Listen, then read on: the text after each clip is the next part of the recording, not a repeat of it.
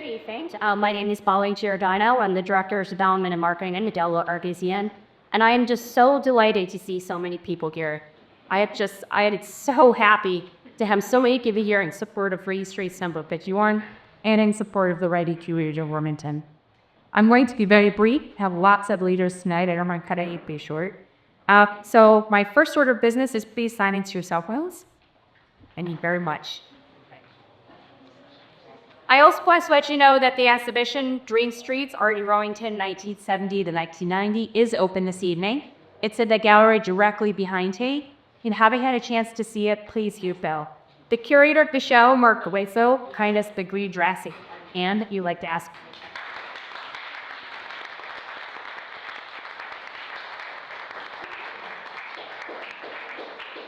Mark had worked on this show for 5 to 1 years, so I think that applause well deserved.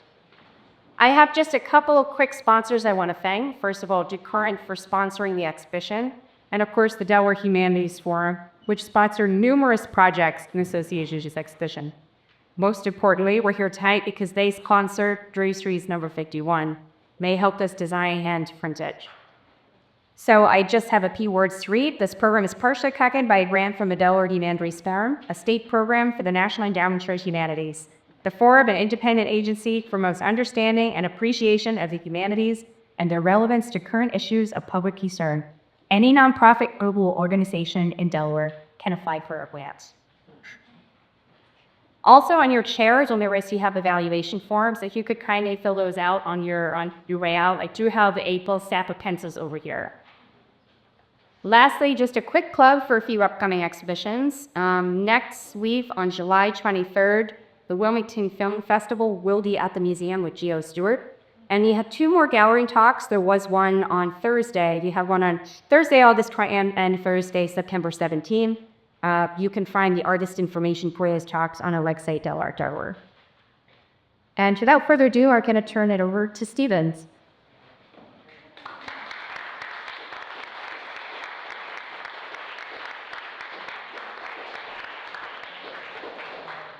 Thank you. So it's good to see all of you here. Tonight's reading is going to be a little different than maybe some of the ones that you've attended before.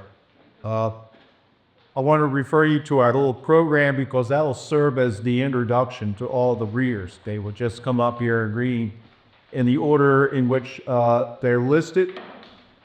And the reason they're listed that way explained in the little paragraph under Dreamstreets, a literary reading. Now, while you're perusing that or just sort of checking it out, I want to let you know that many of us and a few others have books for sale right outside the door here. You're welcome to take a look, and if you see something that you like, support your local poet and pauper.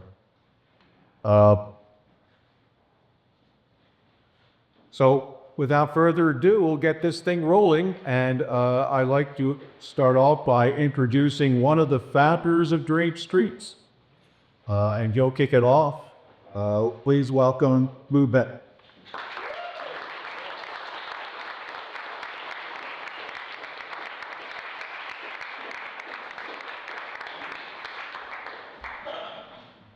Hello. Just an old hippie out of New York City, but I've been born 40 years in Delaware, went to college, raised my family here.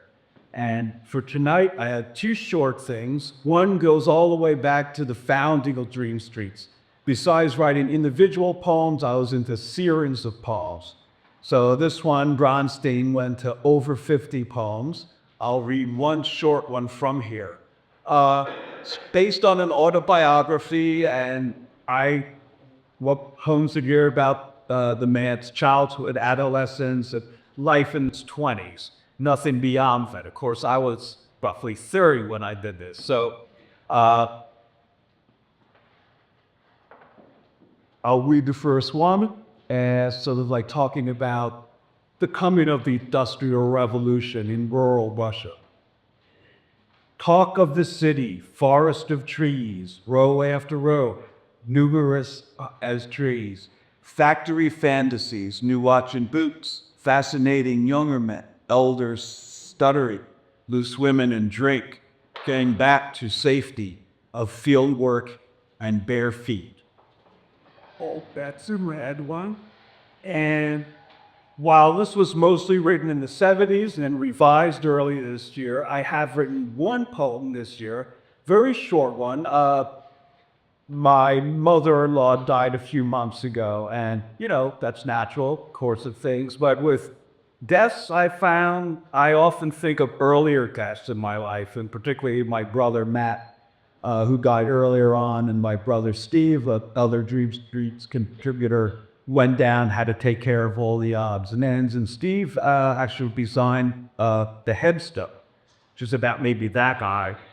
And I think, well, leaving that space as, let's say, a stanza, what could I write about myself, my epitaph, when my time comes? Because I think thinking about death, I'd also think ahead to, perhaps my own death. So this is my epitaph. SDS, LSD, poetry, psychology, karate, tai chi, love and family, breathing consciously, PhD, da Fiori.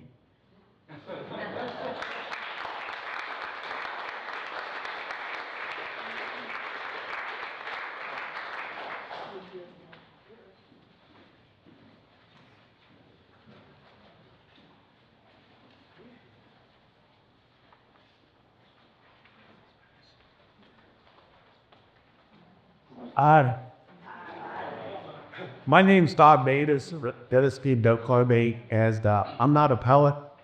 I'm a fiction writer, and I'm going to read a short story called A Very Old Woman with Enormous Spin.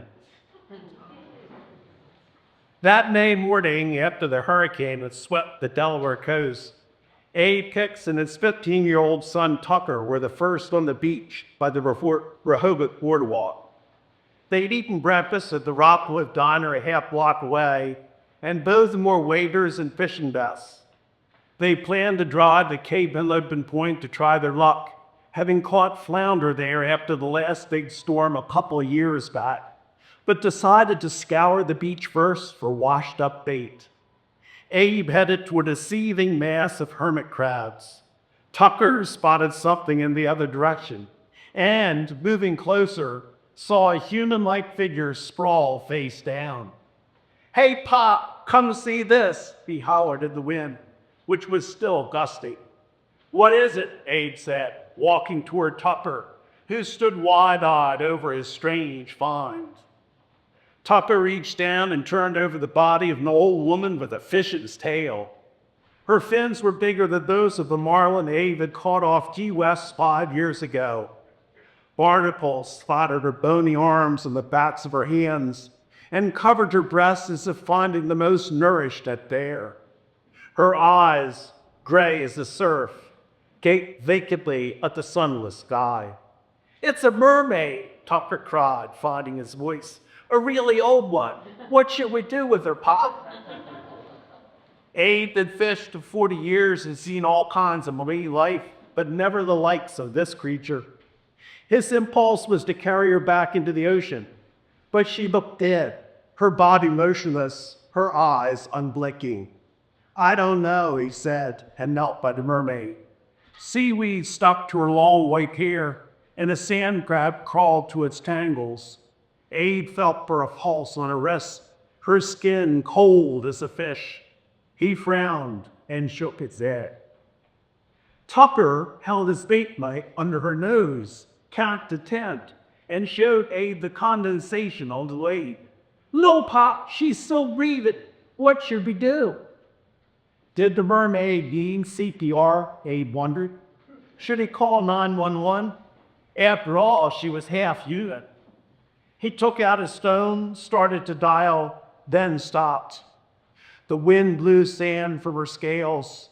Hungry gulls reached overhead. "She's not one of us," he told himself, and put his phone away. She came from the sea and should go back to the sea.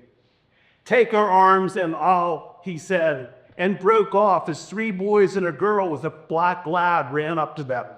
"What is it?" one of the boys said. "A mermaid," another said. "Look at her tail and fins, dummy." "Wow, a mermaid," the third cried, clapping his hands. "A senior citizen mermaid," girl said. Their windbreakers hissed as they slooped around the mermaid, ignoring Abe and Tucker. The dog sniffed at her fins and growled. More kids came running from the boardwalk. They shrieked and gawped and took pictures. They texted and called their families and friends, who by the time they arrived didn't see the mermaid for the crowd. As things turned out, once the mermaid was resuscitated in a sailing tank, Rehoboth Beach claimed her as its own found subject. The city built a steel pier and the fenced in Olympic pool by the boardwalk and charged a $10 admission to see the marine wonder of the world and pride of Rehoboth Beach, Marian the mermaid. The mayor had named her after Maid marrying Robin Hood's love interest associated with May Day. A dermatologist removed the barnacles from her arms and hands. A beautician untangled her hair. When Tupper Hicks told his daddy he didn't want to be in the spotlight, Abe claimed he was the one who'd found Mary. The media publicized his buried life as a charter boat captain, building inspector, carpenter, short order cook, and divorced father. Tupper admired and loved his dad all the more for taking the credit. Mary spent no time trying to adjust to the pool, looking first bewildered and then distraught by its confines. With her powerful fins, she swam in ceaseless laps underwater, her arms by her sides, her white hair streaming down her back. She could swim a half hour before coming up for air. Marine biologists and dolphin trainers failed to communicate with her, and she didn't respond to the whale music her managers played by her pool. Whales have been hunted to near extinction. Their music is too sad. How about a polka? He said the mayor, who was the second generation of a family from Warsaw. Mary's managers hired a polka band and dancers, but she kept swimming her laps, seeming oblivious to all but her incessant motion. The managers tried circus music, opera, heavy metal, punk, doo-wop, surfadelic, grunge, pop, and rap, to no avail. People said she was deaf and that her human ears were remnants of sense organs she'd dispensed with long ago. Others claimed she had too much water in her ears to hear anything. And there were those who suspected she was some autistic mermaid, giving her aloofness and compulsive swimming. Crowds from around the world came to see Mary, the ancient sea goddess, washed ashore in a hurricane. Hotels were booked a year in advance. Boardwalk vendors made record sales. When she rejected the mackerel and squid her managers tried to feed her, tourists brought her granola bars, lychees, bruschetta, kielbasa, animal crackers, tofu, turkey, cotton candy, and corn dogs. But she refused them and kept swimming her laps, as if the sheer energy of this pursuit would deliver her to the sea 100 yards away. She swam in a fever that raised the water temperature 20 degrees and produced steam on coal lights. Marian had been in captivity exactly a year when she finally communicated, revealing her true nature. A record crowd gathered on the pier on that sunny May afternoon. A huge banner, "Happy Anniversary Marian," draped the entrance. Balloons with her picture rose in the breeze. A mythologist spoke about the origin of mermaids, citing Babylonian, Greek, and Roman legends. Abe and Tupper Hicks were there in their waders and fishing vests. Abe gave a short speech saying how he thought Marian was dead when he found her, till he held his knife by her nose as all her mist her fake breath left unplayed. The crowd cheered, and the mayor shook his hand on the stage by the pool where Mary had serviced. As she floated on her back, taking deep breaths, Abe sat down and cringed at the sight of her frantic eyes and quivering lips. How he wished he hadn't deliberated when Tupper found her and asked them what they should do. If only they had carried her back into the ocean before anyone else saw her. "Marian, our gift from the sea has turned Rehoboth Beach into an international resort. the mayor said, wearing a tailored navy blue suit. Our boardwalk attracts more people than the one in Atlantic City. Cooperation among the key drivers of our economic and social policies has vastly improved. As the mayor gasped, Marion turned vertical, raising her human half above water. She opened her mouth and burst into song in a language no one understood. She was singing, though, raising her melodic voice and holding her notes with the skill of a world-class contralto. The mayor shut up. The crowd stood transfixed by the song of this mermaid who'd been mute for a year. The mythologist ran onto the stage, grabbed the microphone from the mayor and cried, "She's not a mermaid, she's a siren." Marion spun about, singing in all four directions as people thronged the pool. Others palmed their ears, recalling Homer's Odyssey and the sirens who lured sailors off course to smash their ships on the rocks and drown. Yet the faces of the men Marion lured weren't those of lovesick victims seduced by a water nymph, but of gallant heroes rushed into a damsel in distress. Why did she wait till now to break her silence? Many later said she knew she'd have a greater chance of escaping her prison if she drew the biggest crowd before she sang her plea for freedom. Although the mayor, the mythologist, and many others dashed to her rescue, it was Abe Hicks who led the law, diving into the pool in his fishing apparel. He took Marion by the hand and swam to the side as she sang her song, whose lyrics were of a universal language that spurred men to her aid. The mayor and Tupper pulled her out of the pool with an assist from Abe. The crowd cheered as Abe and Tupper carried Marion from the pier, across the beach, into the high tide. Many present would later swear she reversed her age on that walk. So by the time father and son let her go, her top half was that of a beautiful young woman with ruby lips and raven hair. Like a fish caught and released, she dove into the waves and was gone. Thank you.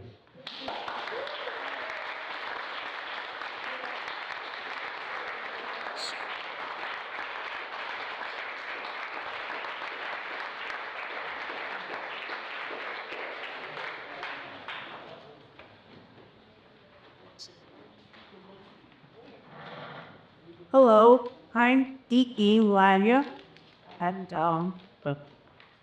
I've been with Dreamstreets from the beginning.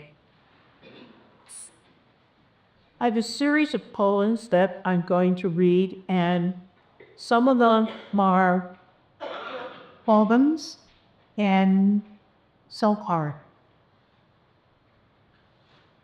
Who am I? We all have roots. Many of us carry them with us. This poem is called Dusty Women. I come from a long line of dusty women, women too busy to shine away each softly muffled layer daily deposited. I come from a long line of dusty women, women working in fields and barnyards, sweating over pots of peas or lard or peaches for putting by. I come from a long line of dusty women, women scrubbing clothes and children alternately in large tows, mending shirts, knees, and broken dreams together. I come from a long line of dusty women, women draped over hard chairs and coffee cups, late night figuring bills, making one more dollar spent for two. I fumble the long line of dusty women. Women don't mind the soft, out-of-focus look of an old photo in their own parlor, and you'll never win. The nobody lives here but you, the housekeeping award. I come from a long line of dusty women. Women say, let it alone, It needs more time to gather. Removing a woody layer makes the work worthwhile. Oh,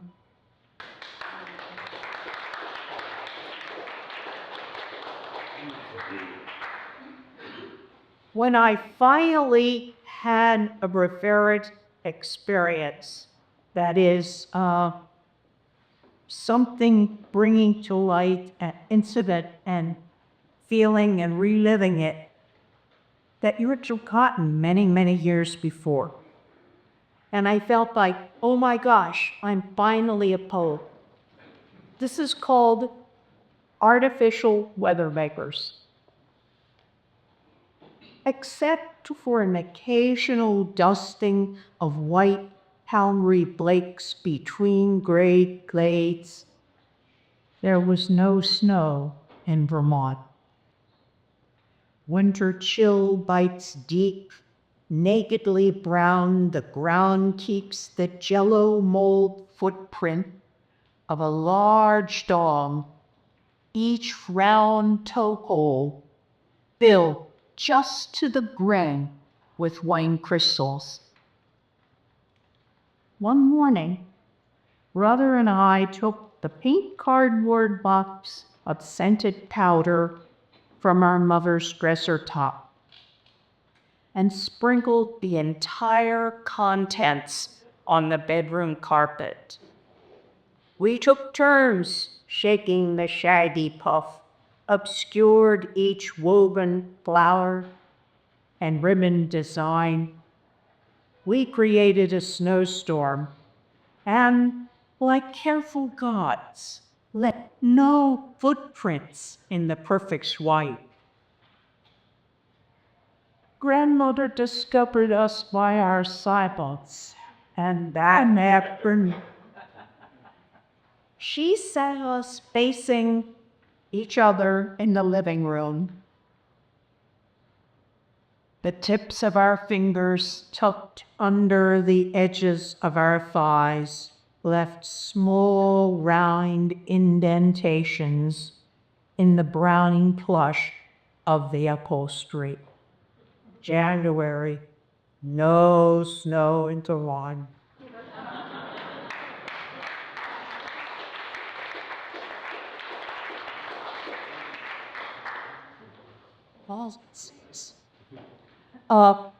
My kitten discovered lightning bugs this past week, and I myself love them and look forward to them every summer. This is called night lights. From the beginning of time, children have caught lightning bugs, keeping them in jars, capturing their light to chase away the dark from their dreams. How do adults, in balk at the practicality, catch the light that keeps the darkness from their dreams? How do they believe in enchantments? How do they survive with monsters under beds and in closets without lightning bows to save them?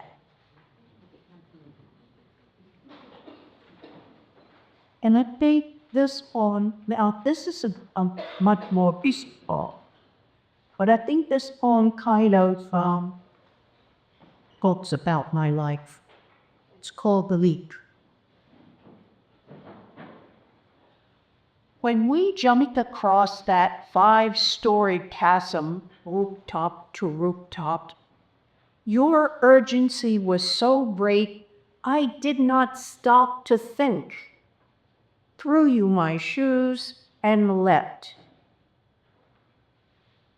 When squirrels flied from tree limb to tree limb and spread the little wetted skin from their bodies as sails, they do not need a catcher on the other end to grab them from the half-missed ledge and haul them in, breathless. Later, down on the pavement in my rhinestone heels and sheath party dress, you in tight sweater and flat shoes. We walked as though no one could question us. I met a woman who never left her house. All she knew was closed within her doors, rearranging little piles of stale life. She never leapt from roof to roof, not even across the chasm of her mind. But we did, and I can leap and sometimes fly like the little squirrel. In my heart, the branch is always there. But even if I miss, I always walk as though no one can question me.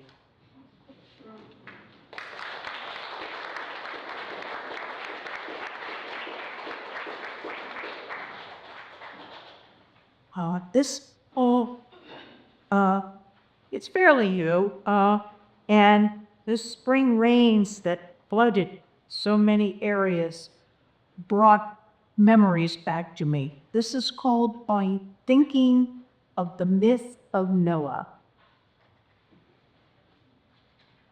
What children do not delight with the story of the little wooden ark and pairs of tidy animals to march up a plank into a boat with no windows? Perhaps there was once a flood, or several, Sarer and a rowboat, come to save whatever it could. A human, a dog, a chicken or two. I myself have been in such a flood. Climbing from a porch roof into a tiny boat. My father's house and all he owned was torn and tossed, forever gone in such a flood. Will he become a legend? His piano, his tools, all of his art. I wonder where the river took them. Does anyone hack them now, wondering whose they were and telling stories that grow and then become powerful legends? Does a rowboat have a manifest of cargo and passengers, or just a bunch of little winged animals to fill out the story?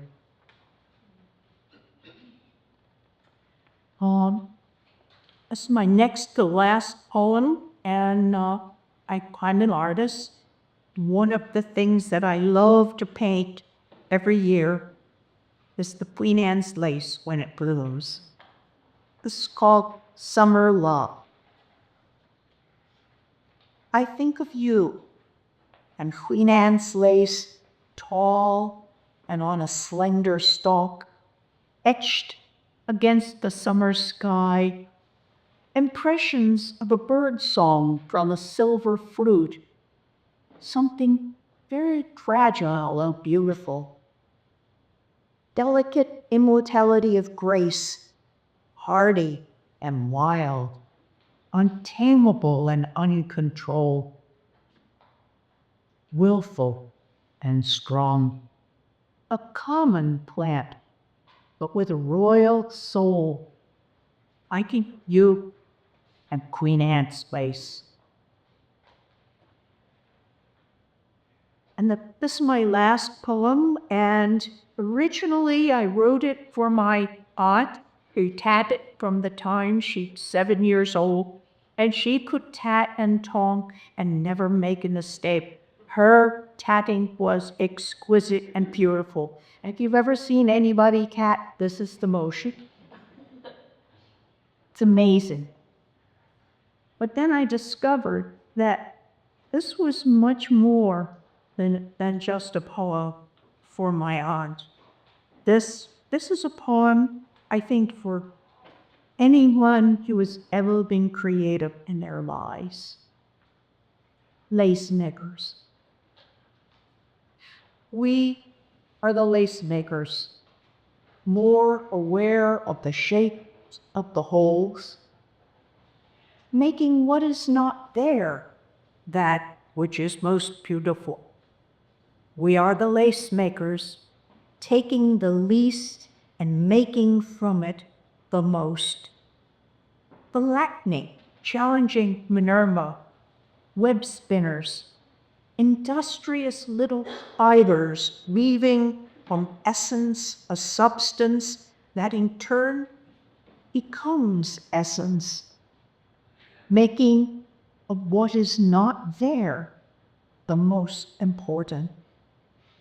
We are the lace makers, tatting and tying, shuttling and knotting, entangling and ensnaring, trappers of nothing, trappers of everything, shapers of holes, of openings, of exits and entrances. We are the entrances and exits, the weavers of veils, the wearers of veils, the terrors of veils, the reweavers, the menders of veils, the relievers of emptiness, tenders of the spaces between the gossamer threads. We are the lace makers.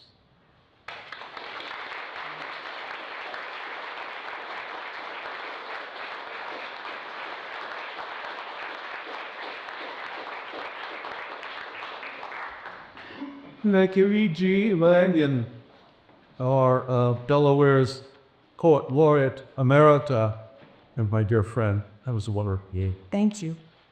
I'm Phillip Bannowsky. I am going to read you 3 poems from a themed collection called Jacobo the Turco. It's about an Ecuadorian youth of mixed indigenous and Lebanese immigrant heritage. Now, Ecuadorians like to call these Lebanese Turcos. This young man aspires to come to the United States. He succeeds. He's deported for Lebanon, where he has never been, and ultimately ends up in Guantanamo prison. First poem is entitled Registration Oakland. Inscripción abierta programa de work and travel a Estados Unidos. Requirements. Theory of English. Regular post-secondary or university student. Up to 28 years of age. Available to travel to the United States from June to September 2004. Registration open.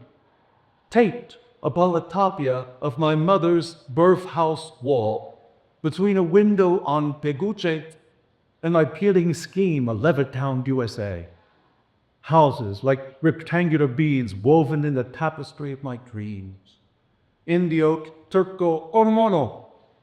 To soak in my Lebanese father's medicinal pools, or bathe in womb waters, braiding this town with aqueducts, cascades, riverlets, and birthing stains in moonlight. Hello, Pacha, says Moon. You are Earth. Hello, Jacobo. You are your father's bastard. The midwives hung my mama Pacha in a blanket, rolled her back and forth like a top, strapped her arms to eucalyptus rafters in the old way, let curves in the earth's energy draw me down till I, like myriad kin, microbian to mammal, was born in an ocean of blood, shit, earth, and my mother's microbiome. Moonbeams, she says, parted the clouds concealing in Ballora, poured a blue prism through this window cupped in tapia, and right here gave me light. A week later, Pacha brought me to my father, my unnamed face doubtless stained with breast milk poo. He did love me, right from Colegio Americano to Pontifical Universidad Católica, School of Tongues, Inglés, requirements, muy buen inglés, that's me. Goodbye trousers, white and ponchos blue, embroidered blouses and blue wool skirts, mamacita's gold glass beads and wristlets coral and carnadine. Goodbye, house of Mother Earth. Hello, American dream. Second call, catching chickens. Any of you speak English? said to the leftover and hopeless Mexicans and me, waiting for work, baked by day and stale by nightfall, like pizzas I'd made all summer in Rehoboth on a J1 Lisa. The Russians stole my passport, pay, and ticket home, and there I was, hungry.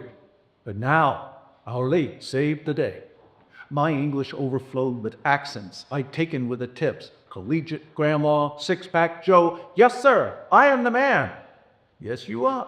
And I was in the van, on the floor, coughing myself with palms and slick straw about the blues of 4 blacks already aboard. You like chicken the boss man sin?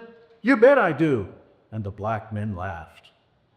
Like a lone star in the manure firmament that was the warehouse, a single light bulb shone on thousands of white chickens across a sea of dark dirt.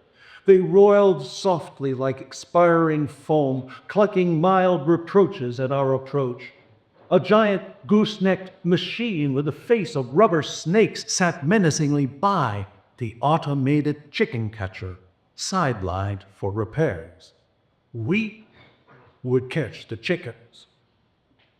Mamacita, in the mornings under misted imbabora, would slip her pallid hands beneath the hen, cradle it sweetly while cooey Quechua words of love, hide with one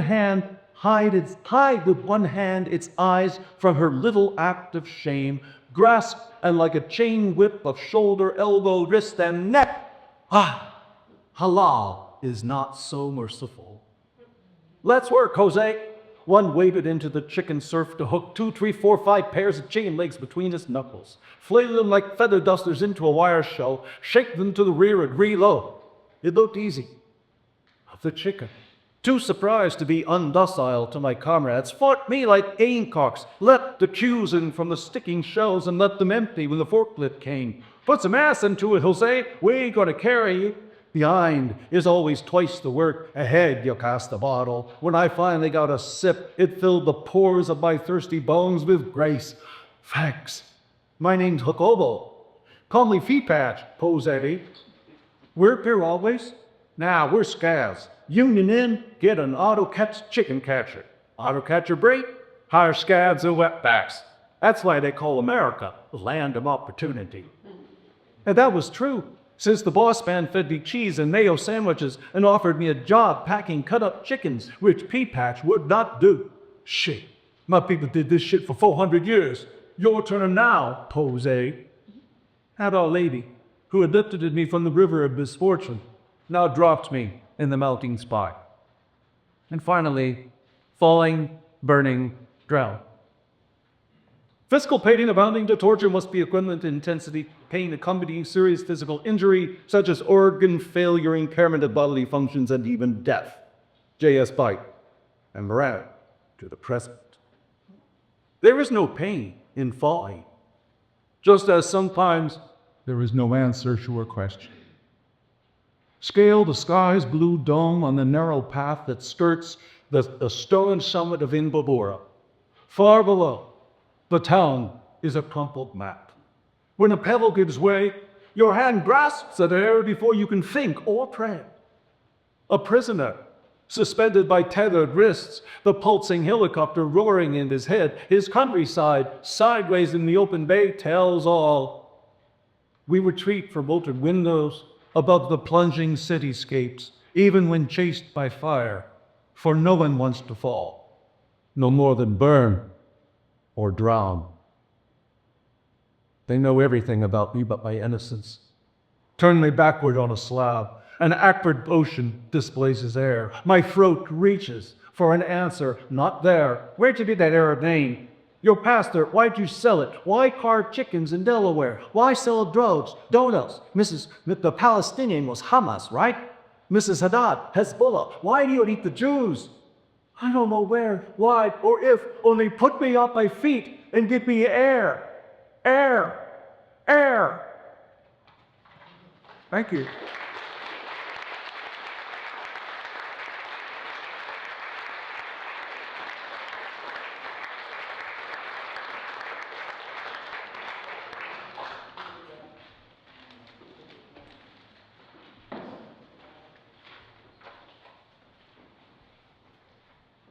Well, my name is Suzanne Michelle.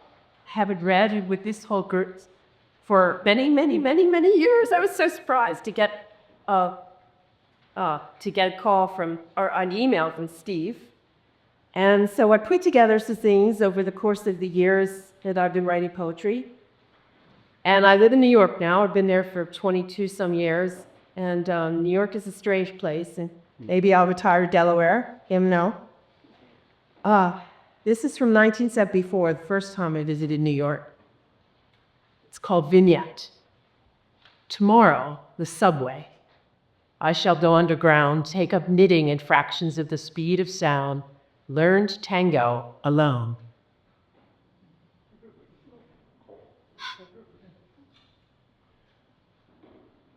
Sharks at Elm Point. Elm Point is a place up in New Hampshire that I've visited many summers, but not this summer. We sit of an evening dealing cards, hearts or pinochle, a hand is solitaire, voices lapping in slow stories and strategies like the sound of the lake waves through the windows behind us. The winter smell of closed-up mothballs slowly dissipates with the gain in skill and summer's card playing, passed on hand by hand, from tents by candlelight and storm-bound oil lanterns, down to us, drooping with sleet need and too much rain. I lose game after game, but my ears and memories grow keener.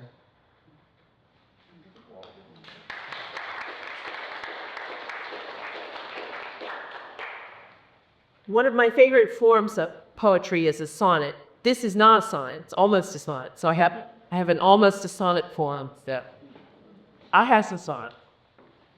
Sonnet for a turn, almost sonnet for a turn in the road. For Dickie and Susan, who are here somewhere. I was driving to their house, and I was crossing Creech's Bridge Road and making a turn there. And it was a very snowy, cold night. And all of a sudden, I was overwhelmed with this spirit view. And I had to pull over and write this down. The snowbound bending road gave way to dreams. And in deja vu, I was not en route to your house or mine this night. The black air felt thin and bracing cold, like moonlit streams that quickly course from melting glaciers. Out from this car-lit, crusted, tire-tracked bed, there peered wraiths from destiny's dark places, clutching boat maps to dimly recalled towns in Nebraska, where winter's grip is hard and haunted by winds and open spaces. I remind my heart to beat. I hear sounds of wheels spinning and summers in your yard.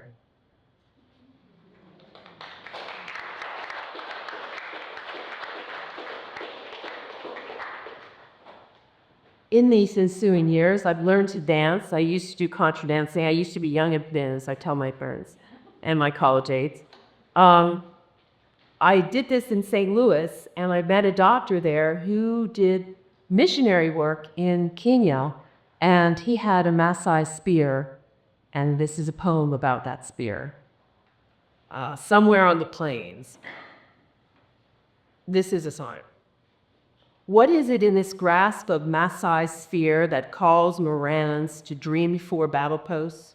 Simba? Chewy? Some Serengeti peer yet to be dinner as the conquered ghost? To heft the shaft is to feel its power, to hold the holder mesmerized, so keen in my memory that steel lived in the hour I took it from your wall, pounding lodged mean in my ears, racing echo from a past where drumbeats throbbed in promising a feast. I looked into your eyes then, saw at last some ancient saving grace, and not a beast. No, not some suffered trying yet to flee. A man, the souvenirs, and only me.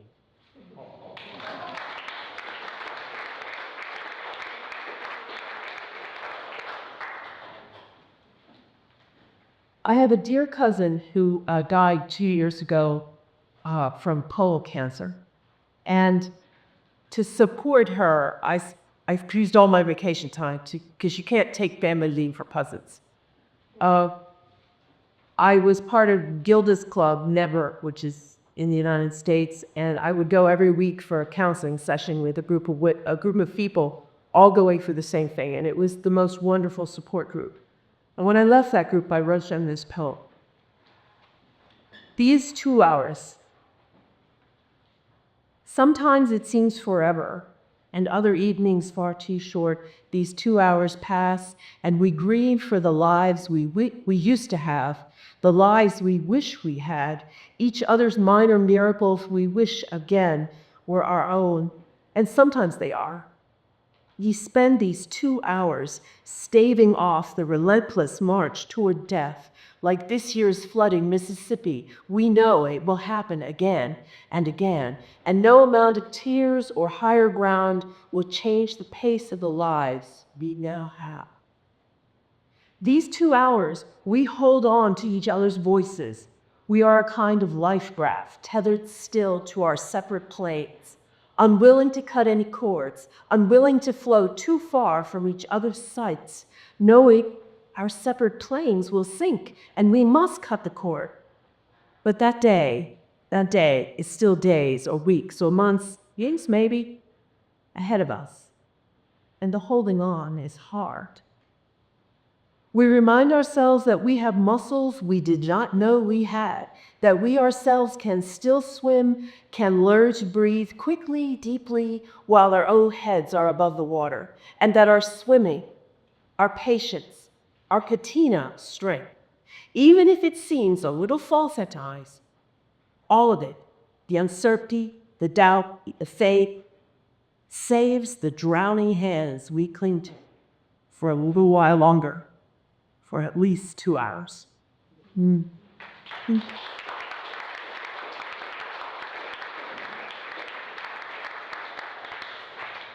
My mother and the squirrels, another sign. It was with peanuts my ma tamed those squirrels. She'd throw them out. The squirrels would scamper down, 2 or 3 or 4. Semicircle rode around the door, flipped to this one, that one. Her aim faltered only as she aged, then took to staring back, and she could not throw. Squirrels still came to porch. How could they know a now old woman sat with her old girls, putting just one shelled nut within their hands? That's Peony, that's John. She gin away. The semicircle moved back and gave clearance to the door again. Fans of my mom always called her Maisie. I see her still with squirrels, sitting, gazing.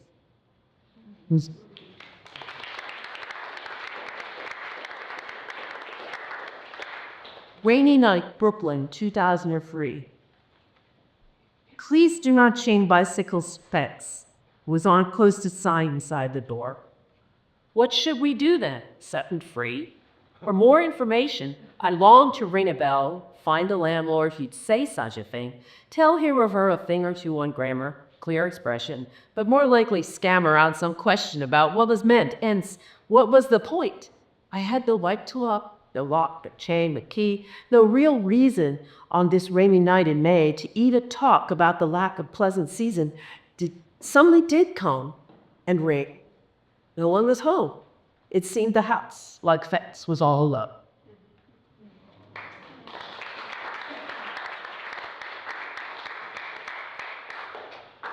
And my last 2 poems. This was for a news piece on NPR. It's called Broadcast Effect, and I'm addicted to NPR, I should say.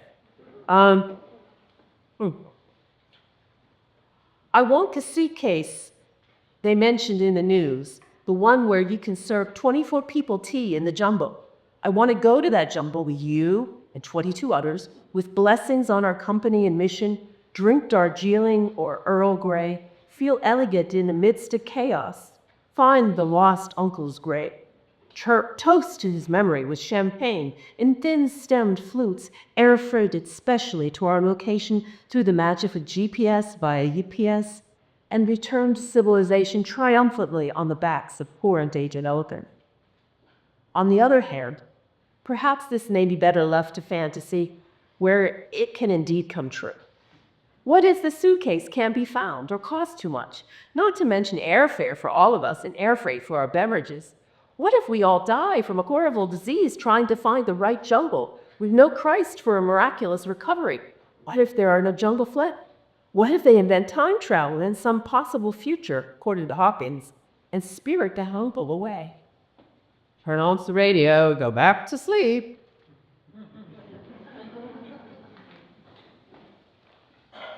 And my last poem is another vignette. I don't know, they make those magnetic poetry kits? Well, they made one from New York City. And so this is a poem based on it's called Magnetic Poetry.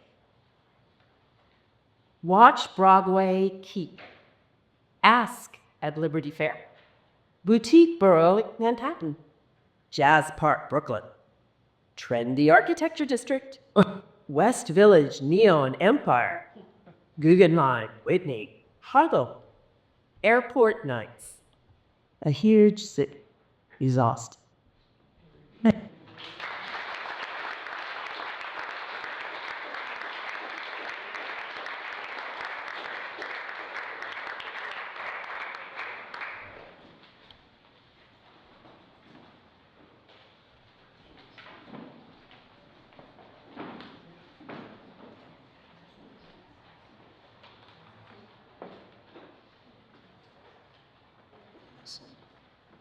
Hi there, my name is Douglas Morea, and I was one of those lucky enough to be at the inception of Dreamstreets.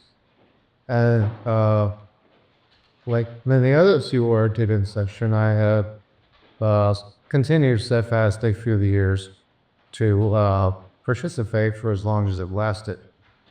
And speaking of that, the original plan, naive as it was that the original group would rotate editorship from issue to issue. Well, like so many noble clans, that went hazel. And after a little while, there was nobody left to fill the value of who would be the editor of Dreamstreets, except for Stephen Leech, who stepped into that vacuum and whose steadfastness enabled Dreamstreets to enjoy the great long life that it did.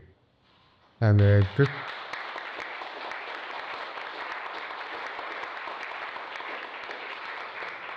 first of all, I thank you for that very much. Since then, I've done several things as well, just as everybody else has. And one of them recently is I wrote a whole new poetry, and it's called Letters to You, and it is available at the table outside. It's made entirely out of very, very short poems. So those of you who hate long poems might want to check it out. I'm going to read a selection from it, beginning with the first one, and then with the last one. I'll speak up one choice. So here goes. Ah, sunflower, you are blooming even above the tassels of my corn, sun shining in the sun, but you are not weary of time, only I am, having lost count of my own steps. Ah, sunflower, innocent of your own becoming, I am your God, planter of the seed that bore you, guardian now and collector of your seed in its turn. Yet my hands of clay humble me before you. Break my heart in weakness before your glory. When the tears of Adam and Eve washed Eden from their eyes, was it their God more than they who walked out into the wilderness?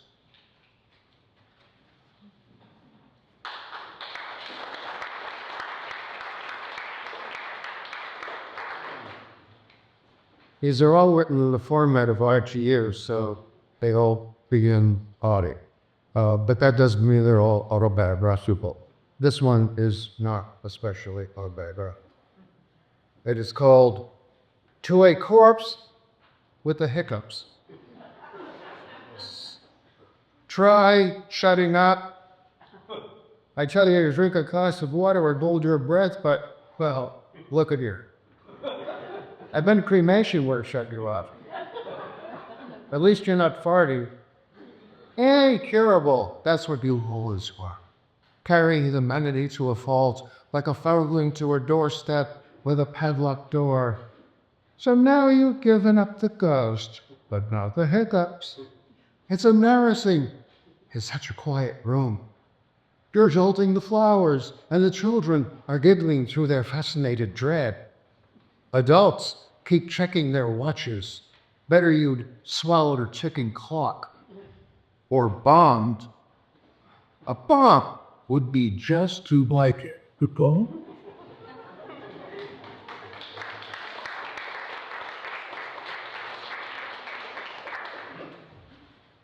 Next. Basically a true story. Oh, my sweetheart, Statue of Liberty.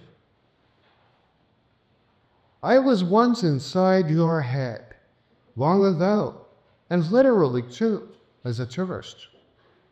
A young man then, I was full of promise, but you know how promises can break when they fall on hard times.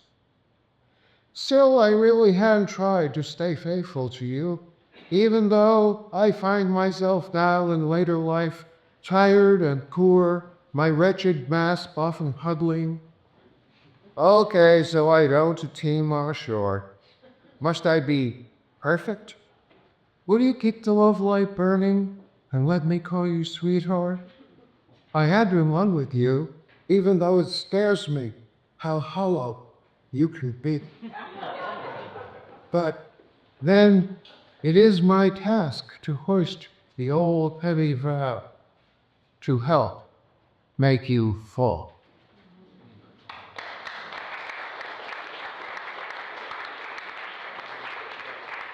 And this one is absolutely a personal memory. It's a picture I have of my own imagination as a child. To you, black boy, from me, white boy. I don't remember if I ever sang that ee miny mo that once caught you by the top. You dabbled there in my mind against black twilight, so lonely looking I felt sad, swirling softly as a calder mobile or chandelier, living with a twitch where the rocks of the world tremble. Naked as the day we were born. Ah, so skinny, as you flailed your arms and one leg free, gazing about with crane's back, and so bewildered, you could not yet holler to be let go.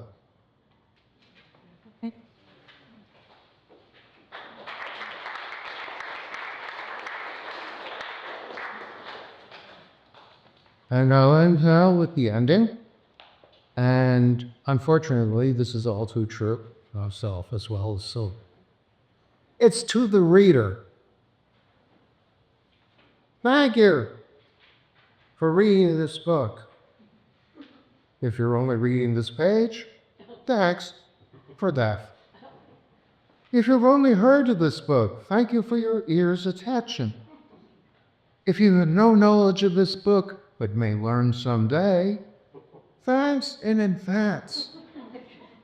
If you are born and die never having heard of me, thank you for accidentally enriching my world with your existence. If you don't exist, never did, and never will, thanks for not cluttering up the place. I'm just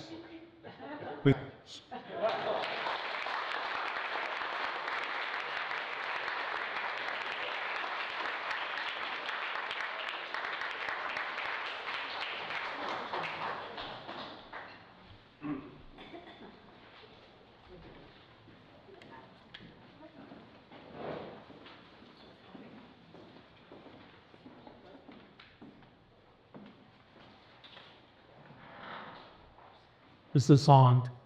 Yeah. I'm Arabella Bianco, and thank you all for coming and taking time out of your day to come and hear us read poems. The founding of Dreamstreets was more than just a magazine coming into being. It was a true adventure, and it's an adventure that has not yet reached its end.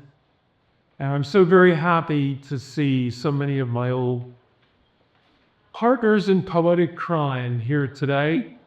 And it's just really good to see you all.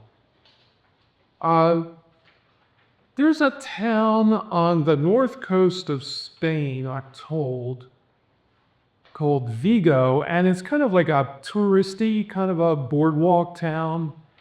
And they have this floating dock. It floats up and down, and these piers make a strange rubbing sound. I've never been there, but I have some friends who spent some time there, and they asked me to write a poem about it just from my imagination and what they told me. And this is it. It's called Vigo Dock Movement. And it's a real tongue twister, so bear with me. Off to il ristorante de l'España wheels suntanned Caesar Marty Pluto in his flamingo and black T-bird with a silk tie reservation for one. Inside, bouffant babe Cleopatra McAllister, planet of origin Texarkana, all straps, garters, and fishnets, bare shoulders succulent like ravioli, slings him a flambe platter of gold and vermilion prawns royale, €18 plus tax. Her alien hands lifted as scallops. Stash, stada bangity bang, stardash. Jimrod laces into the snares and hi-hats, just as Kokomo Rex sends his platinum-plated sax squalling right through the roof. Wiggling deliciously up to the fluted edge of the dance floor, Cleo swats down a grand blue progression of chords on her itinerant Steinway and belts out, "My mana done told me, so hot it would juice the dead." CP looks up amazed from his protein massacre, ravaged linguini idiotically dangling from the corners of his mouth. Tonight's special, Jazzbo's Cacciatore.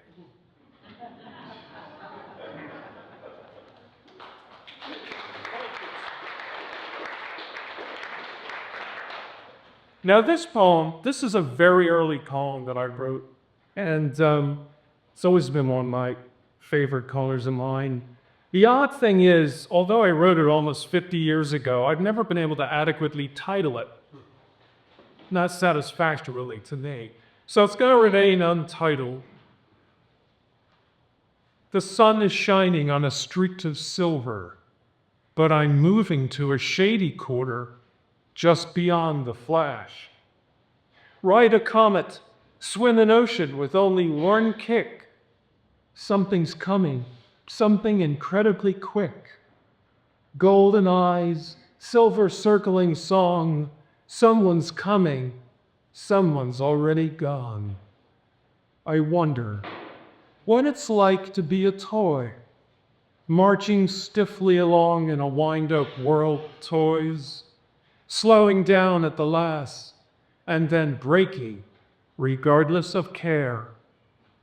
I find part of a lost love back there. She's a blue lace button lying dead in the unknown grass. Oh, the sun is shining on a silver street, and I am moving.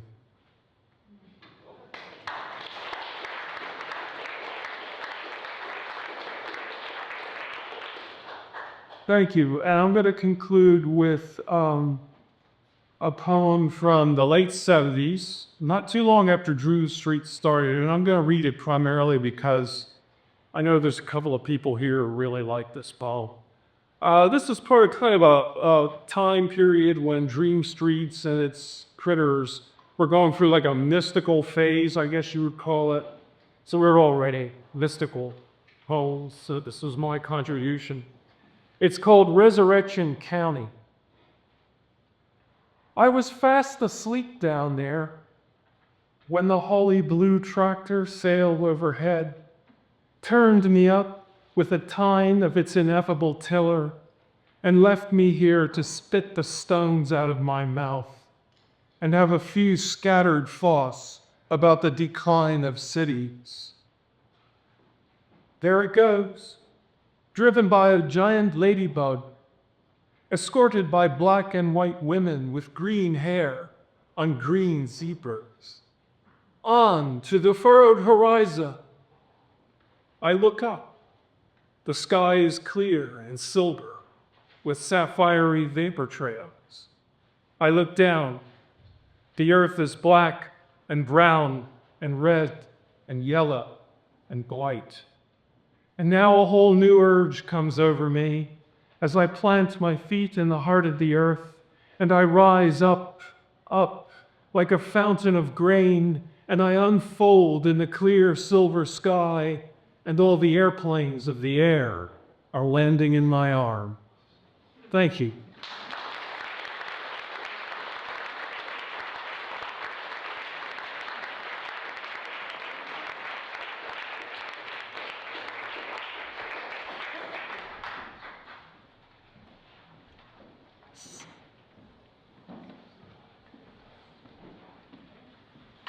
Good evening. I'm Robert Bohm, and I am not one of the original founding members of Leech, but I am so glad and gracious and thankful that Steve and Doug has invited me here.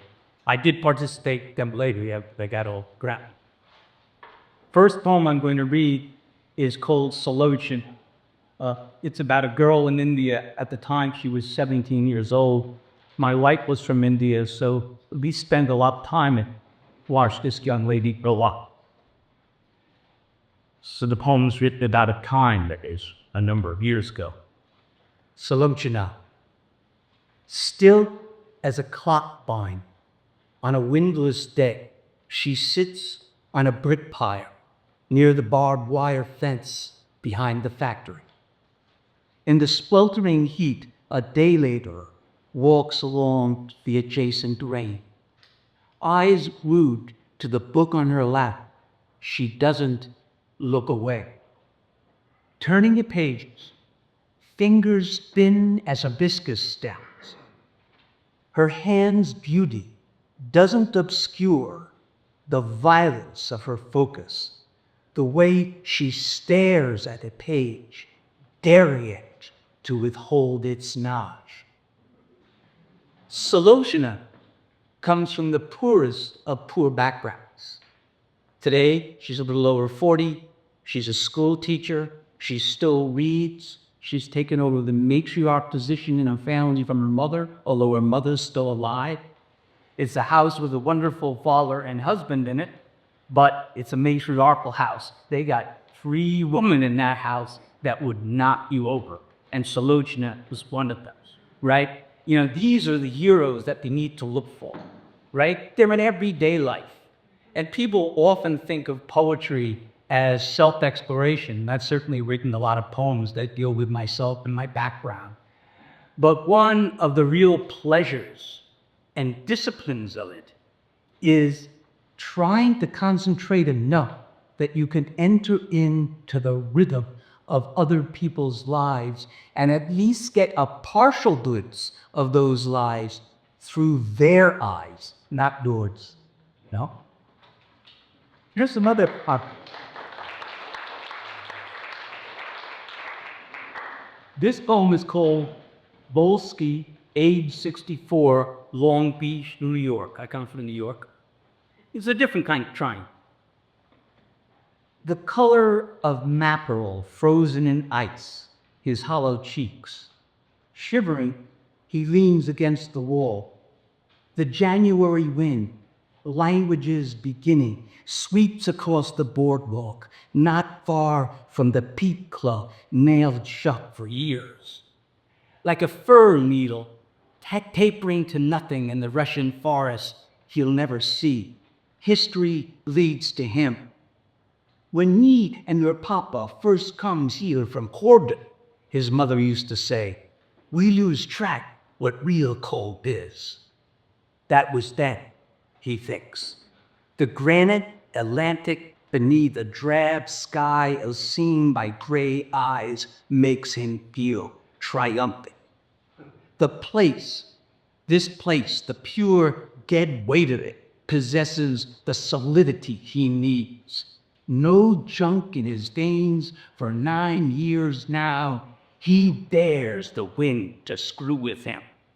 Decades earlier, in '69, when the Nautilus Hotel burned down, black smoke filled above snow piles, carrying with it everything but the icicles that even now pry open his eyes.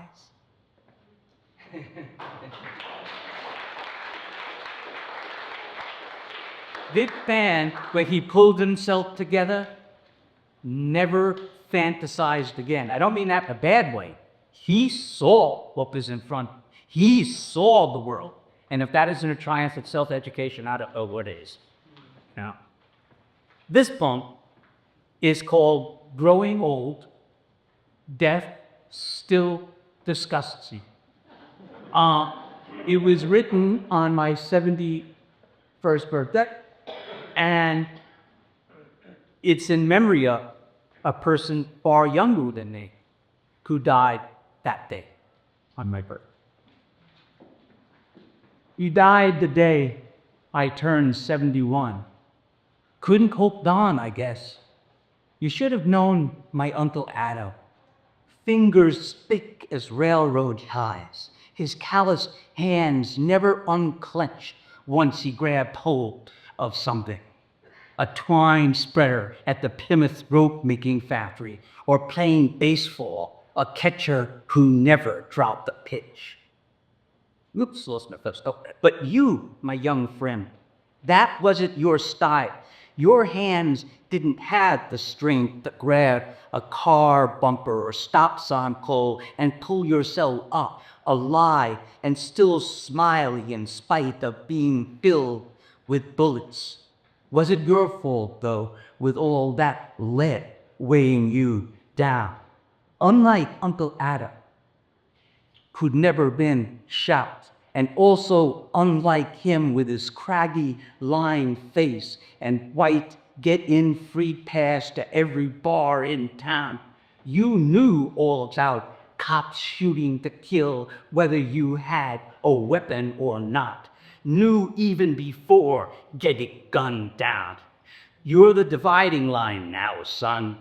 The cadaver we all must step over to relocate the Boneyard's library of unknown events. You're our Gaza Strip, stretched between desert and sea, where people huddle in bomb buildings and even the doves cooing in the rubble wear bulletproof vests. Yes, you are the divide between eating dirt and spitting it out, between whites causing fat shots of Canadian wine while talking big and doing nothing, and other whites, punk rockers, hip-hoppers, eater at the dumpsters diner, slappers, art masters, painting pictures on the eyelids of Apotheosis advertisers, all these mobbing together on moonlit street corners, finally going crazy, screaming against the making of so much grief.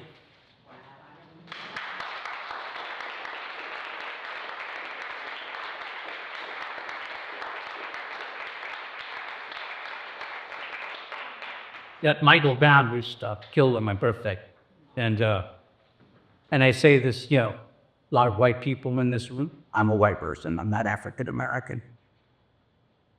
But we have to ride up against this stuff. It's gone on for too long. I raised my poem, so I won't say any more right now. Oops, just let me get this one leg read.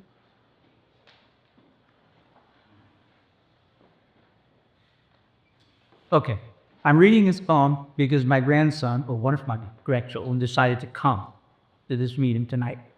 And I wrote this for him, I think maybe 8 years ago when he was 4 years old. And we were in India. He's been there a few times. And the title of the poem is, I show my 4-year-old grandson the world from a widow's back door.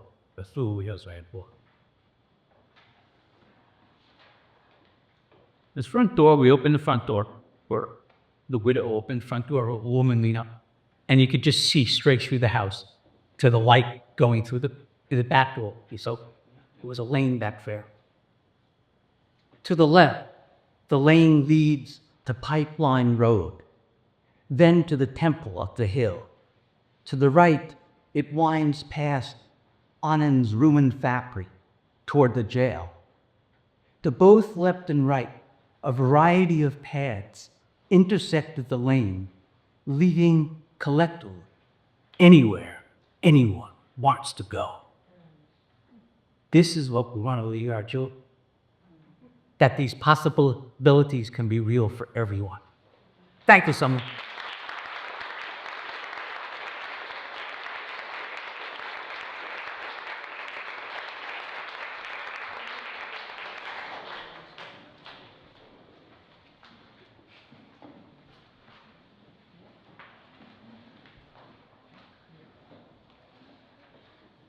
Remove your clothes, give them to me, and I shall wear them and dress like you.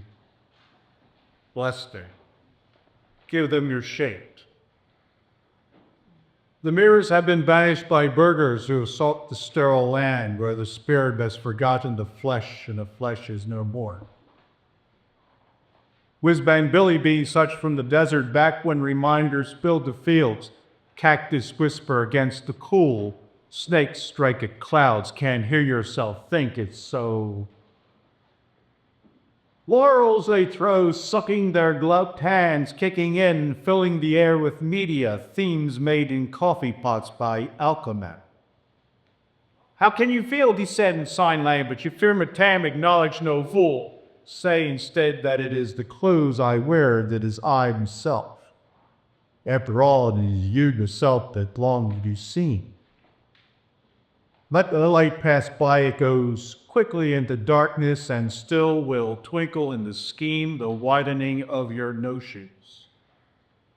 Woven fabrics are your laurels, have you exist as one with a scheme, and where heaven and a clothes keep you warm between intersections.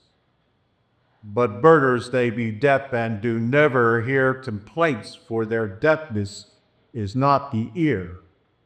For they are only suits of clothes, no thing between the threads. Ciao, no thing.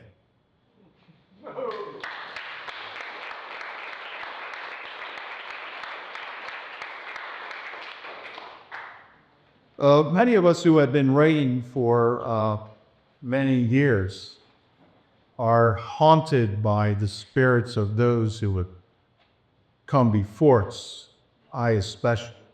But I can acknowledge a few writers from the past who, even though they are part of the American literary canon, are part of the local area.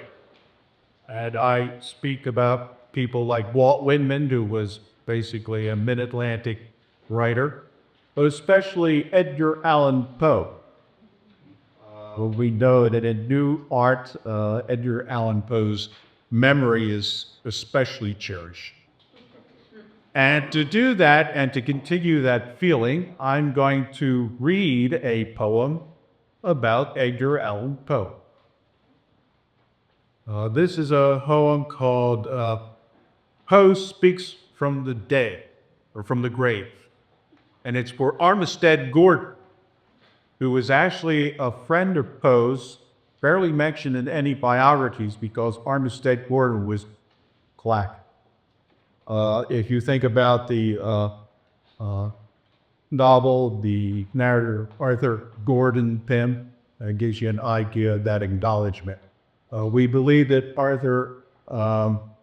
Armistead Gordon was a servant, I put that kindly, of the University of Pennsylvania, Virginia, and it was magnated by Thomas Jefferson after Jefferson had died. And we believe that that's where Poe and Armistead met and came to France. This also begins with a little bit of verse from Edgar Allan Poe. This is the verse. I heed not that my earthly lot hath little of earth in it, that years of love have been forgot in the hatred of a minute. I mourn not that the desolate are happier, sweet, than I, but that you sorrow for my fate, who am the passer-by. Here's the poem. Poe speaks from the grave. My dear Armistead, my dark and earful friend, I lie to demons now here in the end of my time in the earth that was not in me. For 150 years they have read my vaulted words, but do not see the truth of floodless movements in the day.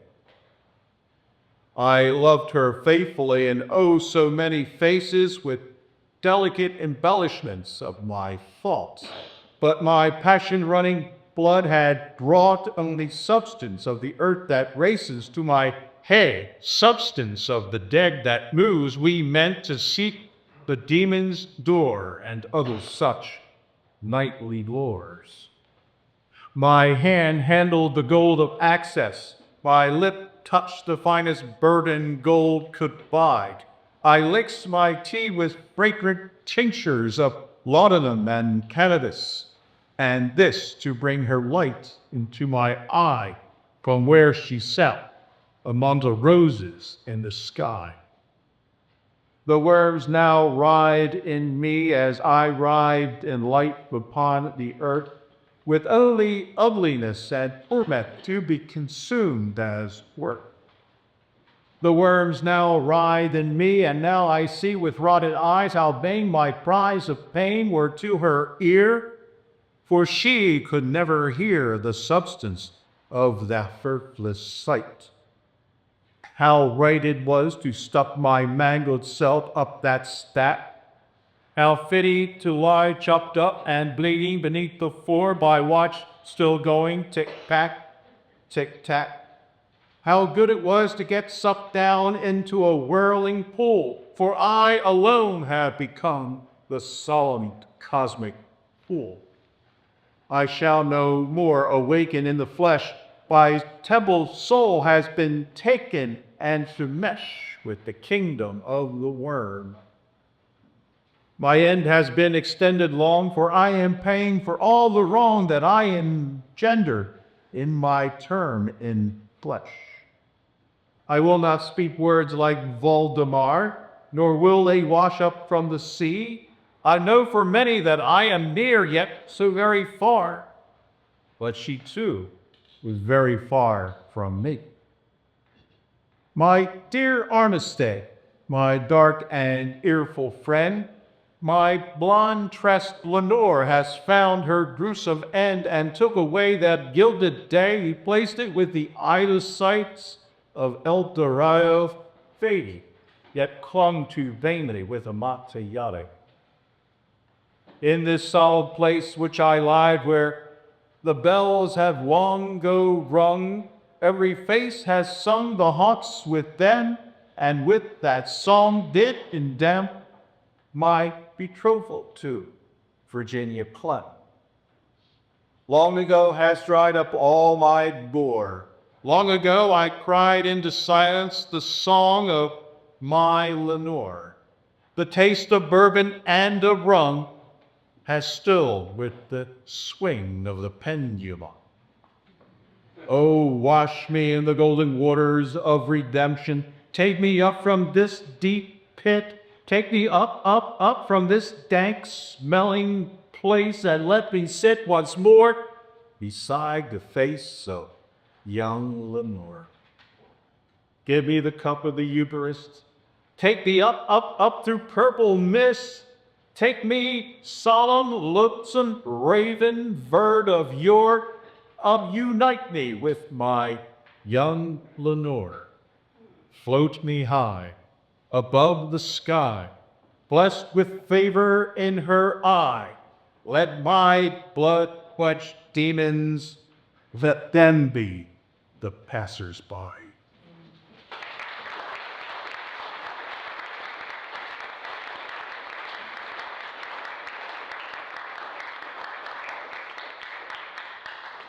I'll do one more, real short one. When first someone asked me earlier, let you know about the future of Dreamstreets. And we do have a reading also held on the third Saturday, and they will pick up again in September. I need the month of August to recoup. They are held at the Chris White Gallery downtown in Wilmington. That's at 7th and Shipley Street. And they are held every third Saturday at 3 o'clock in the afternoon. And I don't have a complete venue for the next one. I can tell you that Pharaoh, the poet, some of you may be familiar with them, will be reading at that first one. But I hadn't completed the schedule. Now, before I say my last poem, I do want to say to patronize our taste, check our wares. Our next poet is someone who is new, who had also read at that third Saturday Dreamstreets reading, and she represents the present. And before she comes up, I'll give you just one more short little poem. It's a liberator. Sure. A man with a sore toe walked, and daydreaming night shines talked, like chain-ringing bells of things pain never tells, which are seas of some seeking salt.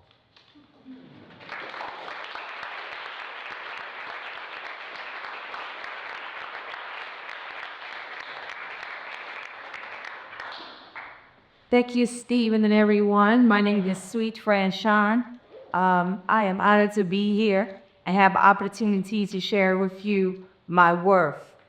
I tell you, when I started coming to Stephen's poetry readings, I was just young, I just wanted to write and share, no big deal.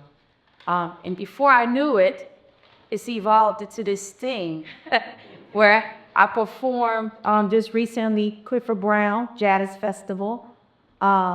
I perform in venues and in functions that are not typical poetry readings. So it's been a very interesting evolution, but I finally have owned and accepted God's calling for me to use poetry and go in places where poetry often does not go. I do a lot of prisons. I do a lot of displaced teenage organizations and women in power itself. So it's really interesting to me how this journey has come. And one of the first poems I shared at Dream Street was one that I had written and I had never read aloud. It was amazing that I never read Bohm, and now so I did. So here we go. It's called Surely There's a Poem in It. I can't think of no thing that does not create poetry. The way he holds a toothpick in the corner of his mouth. The way the wind blows across my face, crisp and precise, like it has a definite purpose. Potholes in the streets, dieting junk food, cheerleading, politics, racism in America. I'm addicted to buying shootings, grandma fried chicken, and open mic venues. Illness, art, music, science, control, friends, beauty, feet, pain, anger, habits, fears, poems, everything and everywhere. I can't think of no thing that does not create poetry. You see, poetry is littered in the streets of New York, LA, Philadelphia, Atlanta, San Antonio, sea to shining sea. Look around you. Our streets are littered with it. Walls covered in it. People living and dying in it. See, you see that? Surely there's a poem in it.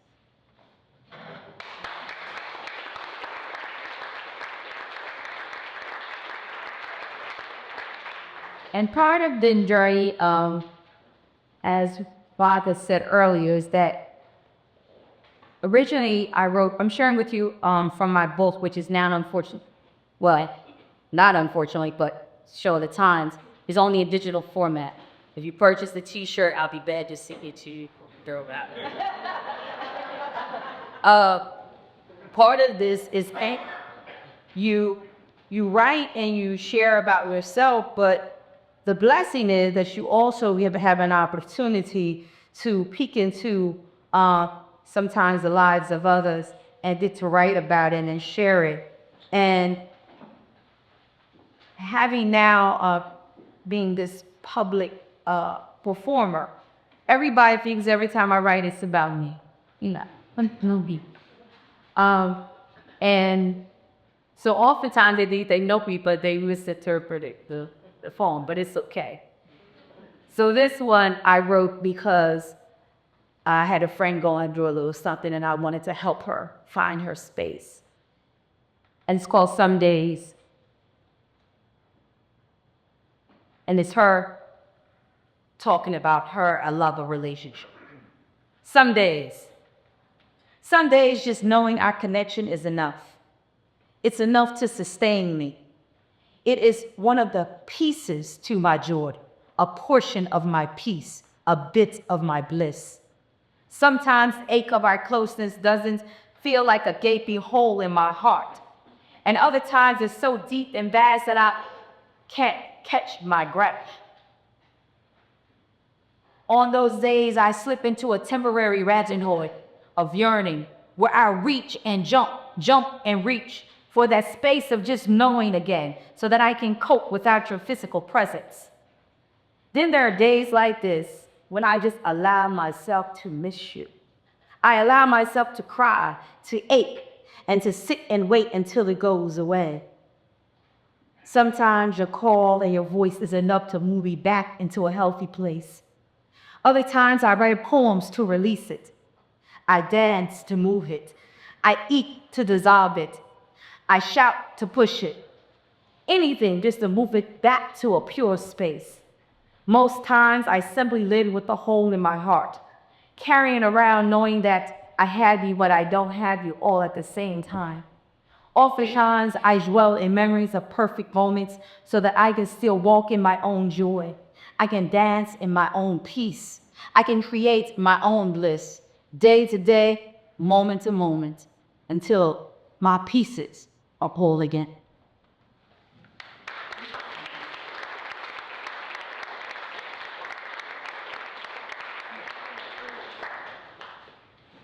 And then you had the opportunity, I suppose, to share. You get to speak from your voice, and sometimes it's what you see, what you witness, and sometimes it's what you hope it to be.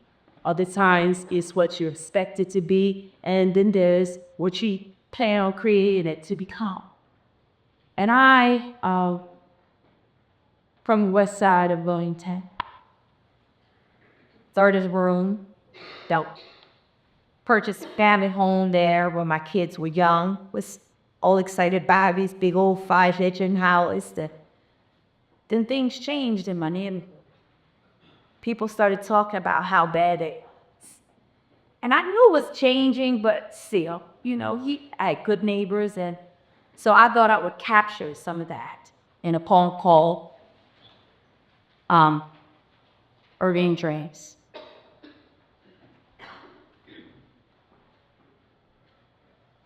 Actually, I'm sorry, before that, I talked about what I saw, how I saw cheating. And I actually wrote a poem before that called To Remain Righteous. Some of you may have, and some of you may have not.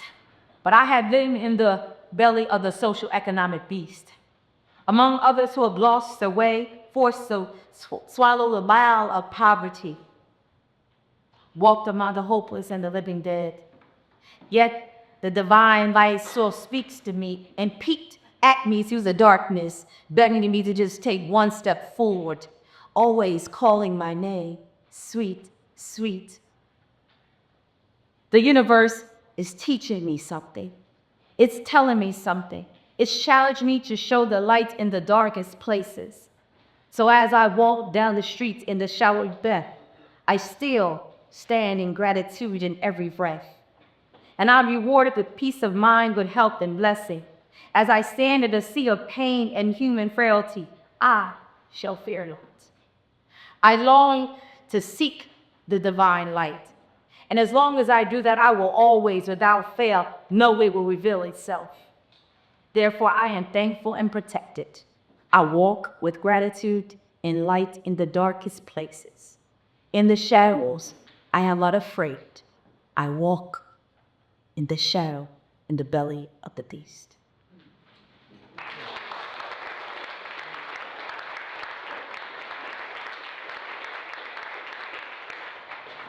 Urban dreams.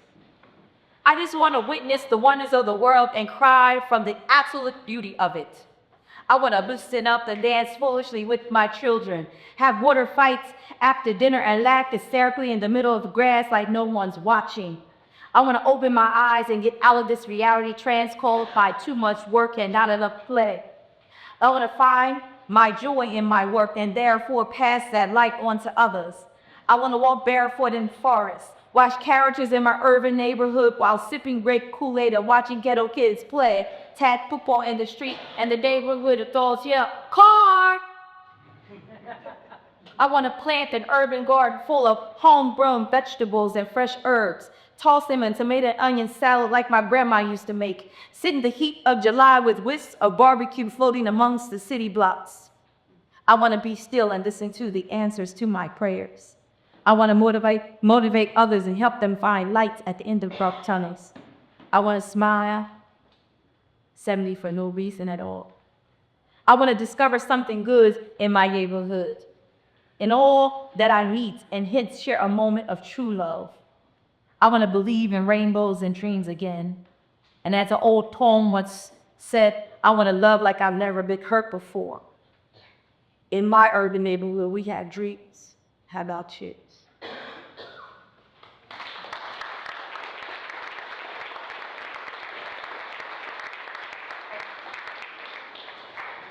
I've been fortunate enough to record with music. I work with a couple of local jazz bands, Point Blank Gerald Chase and the Point Blank Band, perform with them at all the time, everywhere. I mean, lately, we get calls all over the place.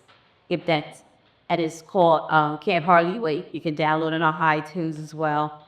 And I composed and wrote a poem called Lover's Conversation with the singer and another jazz band called Anaya Jazz Band. You can also get that on iTunes. So I'm just very grateful that I'm able to share my work in other bands, and it's starting to catch on, so to speak. And I just pray that I'm still able to give, represent Wilmington well, represent those whose voice I think I share. And I just thank you again and honored to be here tonight. And I'm going to close out with one. I wrote this poem when I was in the military. I was being shipped out to go to South Korea. And I had heard and understood that, they did fly us on the best planes, but I'm like, be all right, right? I got on this big old plane, biggest plane I've ever seen in my life. I can't recall now what model it was. But I remember sitting there and I was like, oh my God, it's gonna fall apart. It looked like it was like bandaged up, tape was everywhere, it looked was leaking. I said, oh my God. I'm looking at all the soldiers, it was Air Force, Army, Navy, everyone. I said, we ain't gonna make it. I'm about to die at 25, who ever dream, right? And I said, well, if I do, besides my dog tags, they're gonna find a hole for me. That's it, so. Ain't no way in the world I will leave this earth without a poem be written, okay? In fact, it has inspired me to write ever since, And I wrote the poem, and I was like, okay. They say, what they check for? Your boots. So I wrote the poem, and I tucked it in my boots. I walked out with my boots. I thought I was one guy. And I'm still here 20 years later. Soulful journey. As my journey of light unfolds, like petals of a blooming rose, I stumble, I regress. I forgive myself and continue to give the universe my very best. maintaining a position of love and respect to allow the energies of the Most High to simply manifest through me, because I believe the peace of the soul and prosperity. Perfect I am not, always fighting so the ego does not perform my actions nor my thoughts. Yet I continue to embark on this spiritual journey unique and written only for me. Judge me not, for my path is not straight nor all assuming, like Nos, it is vast, colorful, limitless, and free. But yet, this soul journey is special and unique, written exclusively for me. My name is Sweet Franchon. I hope that you live the colors of your life.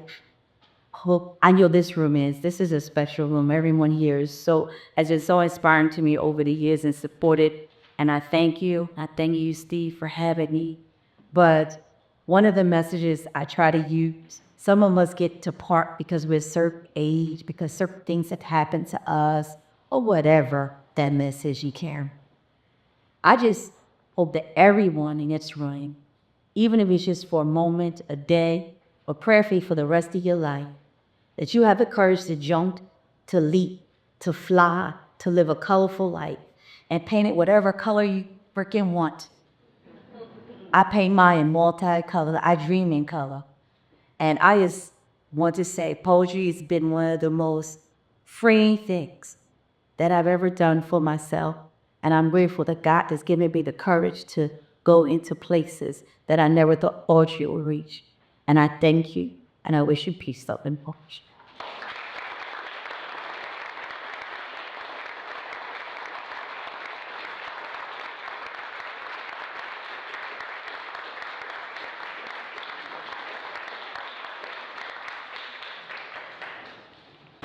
Porky pig, that's all.